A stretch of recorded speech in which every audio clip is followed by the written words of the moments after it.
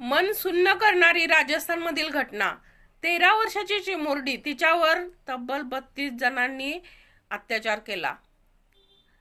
तिचा कालच प्राणज्योत मावळली. तिच्या आत्म्याला शांती लाभो हीच प्रार्थना आपण करू शकतो. अजून काय करू शकतो आपण? अशा लोकांबद्दल जर इतकी चीड असून सुद्धा कायद्याने आपण बांधले गेलेले आहोत. समाजात कायदा नावाची भीती ह्या राक्षसांना राहिलेली नाही. एखाद्या चिमुरडीवर अत्याचार करताना 10-100 नाही, 1000 वेळा लोकांनी विचार केला पाहिजे. अशी कठोर शिक्षा एकदाच जर दिली तर असे गुन्हे होणारच नाहीत. पण आपलं सरकार अजून डोळ्यावर प्रश्न हा आहे की आपला समाज इतका निष्ठुर झाला आहे का? त्या 13 वर्षाच्या मुलगीला ज्यावेळी हे लोक त्या हॉटेलमध्ये घेऊन गेले, तिथं कर्मचारी होते, काम करणारी जी जी पण स्टाफ होती, त्यांना कळलं नाही का?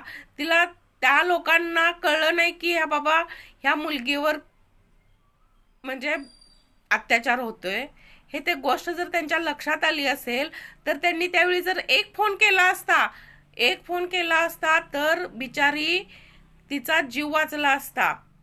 का या लोकांच्या घरी आई बहीण मुलगी कोणच नाही का? अशी चीड येते अशा लोकांबद्दल. आपला समाज इतका इतका आंधळा होऊ शकतो. किंवा जर त्यांना पैसे देऊन जरी लोकांनी सांगितलं तोंड बंद ठेवायला, तरी सुद्धा अशा कृत्याबद्दल त्यांना काहीच होत नाही. अंतरात्मा त्यांचा पेटून उठत नाही. समाज आणि हे पहिल्यांदा ह्यांच्यावर कठोर एकदा कारवाई झाली ना तर असे गुन्हे घडणार नाहीत. पण कठोर कारवाई व्हायला पाहिजे ह्याच्यावर एकदाच. जर त्यांना माहित आहे थोडे दिवस आपण तुरुंगात राहू, तिथून परत थोडे वर्ष थोडे काय होईल एवढंच करतील आणि नंतर आपल्याला सोडून देतील. जर अशा लोकांना तिथं दगडांनी ठेचून ठेचून नरक यातना द्या त्यांना. जसं त्या मुलगीला त्यांनी नरक यातना दिले, एवढ्या एवढ्या चिमुरड्या 13 वर्षाच्या मुलगीला. आजकाल मला सगळ्यांना कळकळीची विनंती करायची आहे, दिवस खूप खराब आहेत. अजिबात आपल्या मुलीविषयी बेफिकीर राहू नका. कुणाच्याही भरोशावर तिला पाठवू नका.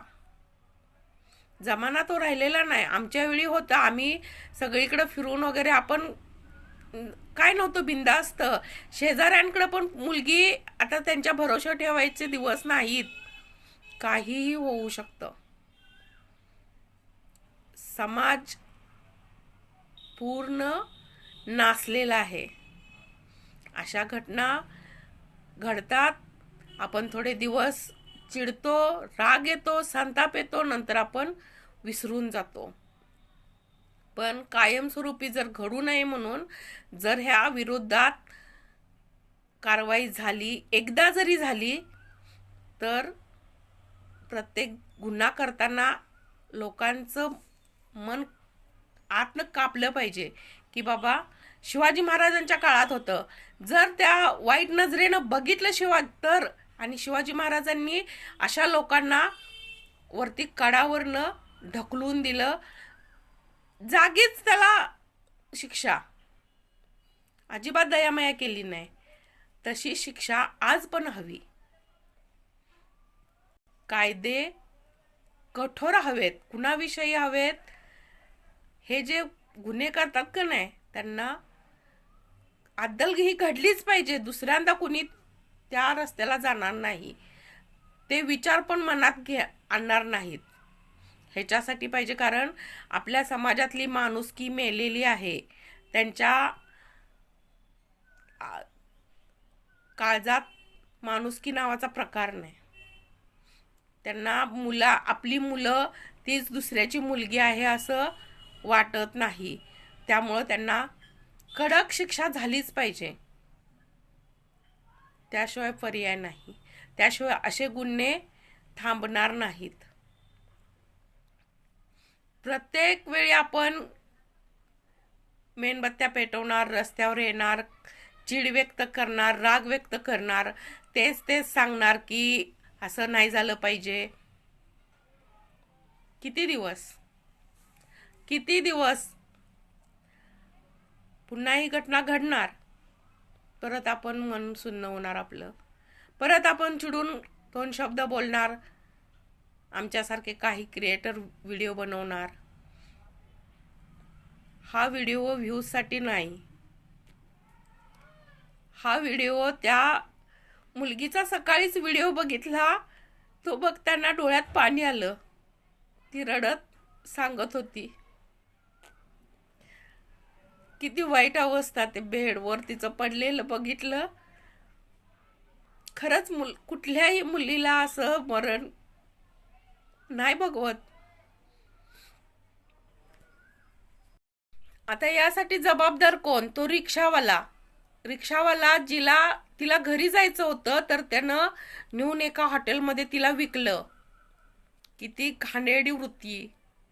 थोड्याशा पैशासाठी एका जीवाशी खेळास. त्या हॉटेल मालकानं पण तिचे फोटो काढले आणि कस्टमरना पाठवले, आणि सलग 5 दिवस ती त्या हॉटेलमध्ये अत्याचार सहन करत राहिली. तरी माणूस की एखाद्याच्यात पण जिवंत नाही, एखाद्याला पण माणुसकी सुचली नाही. एखाद्यानं पण एक कॉल करावं आणि चोरून का होईना सांगावं असं वाटलं नाही. इतकी कसे निष्ठुर झालेत सगळे. जर तिथं त्या जागी तुमची मुलगी असती तर? आता ह्या सगळ्याला जबाबदार कोण? तो रिक्षावाला, तो हॉटेल मालक, का ते अत्याचार करणारे? किती मानसिकता इतकी खालच्या लेवलची असू शकत्या, अजिबात हे पटत नाही. ह्या सगळ्यांना जर आता कठोरातली कठोर शिक्षा नाही झाली, तर उद्या आणि दुसरा नवीन गुन्हा ऐकायला परत आणि असं काहीतरी ऐकायला तयार राहा. कारण लोकांची मानसिकता ही अशीच राहणार. जोपर्यंत त्यांना कठोरातली कठोर शिक्षा होत नाही, तोपर्यंत सुधारणार नाही ती दलिंद्री. त्यांच्या घरातल्या ज्यावेळी घरात गोष्टी घडतील, घरातल्या आया बहिणींवरती, मुलगीवरती अत्याचार होईल, त्यावेळी त्यांना कळेल आपण काय चूक केली ती.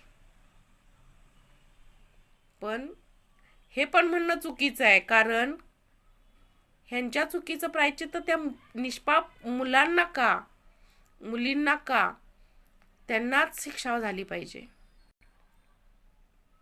आणि ह्यांच्याच बाबतीत कठोर म्हणजे समाजासमोर त्यांना फाशी दिली पाहिजे. समाजात त्यांना हाल हाल करून मारलं पाहिजे, की समाजानं सगळ्यांनी बघितलं पाहिजे. दुसरी एखादी व्यक्ती ज्यावेळी असे गुन्हे करेल किंवा घडताना बघेल, त्यावेळी त्यांना लगेच तिथं म्हणजे त्या विरोधात आवाज उठवायला पाहिजे.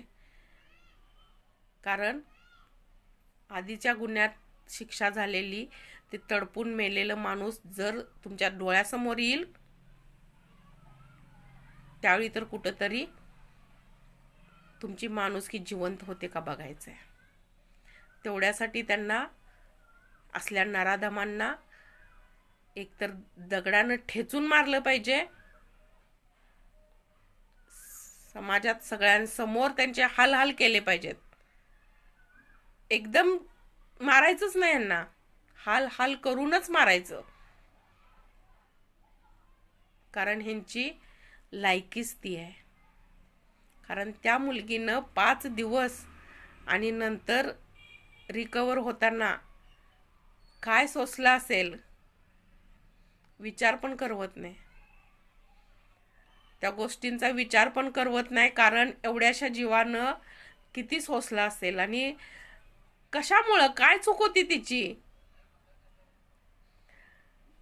खरंच हात जोडून कळकळीची मी सगळ्या आया बहिणींना विनंती करते, आपल्या मुली नाती असू देत, मुलगी असू दे, सून म्हणजे छोट्या मुली, सगळ्यांना जपा.